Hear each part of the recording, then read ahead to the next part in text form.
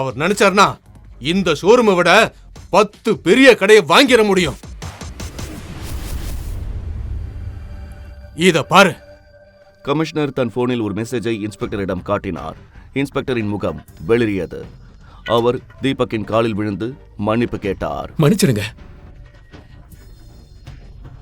Sir, நான் உங்களை உங்க இடத்துல விட்டுறவா?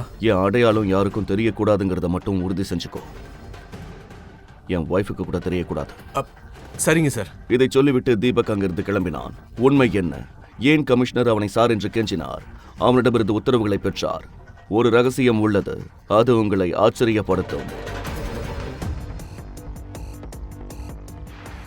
ஒரு கார் வந்து நின்றது. அதிலிருந்து ஒரு வயதான மனிதர் இறங்கினார். அவர் தீபக்கிடம் ஒரு சிறிய பெட்டியை கொடுத்தார். அந்த பெட்டிக்குள் என்ன இருந்தது? தீபக்கின் உண்மையான அடையாளம் என்ன? முழு வீடியோவை பாக்கெட் FM தமிழ் யூடியூப் சேனலில் கண்டு மகிழுங்கள்.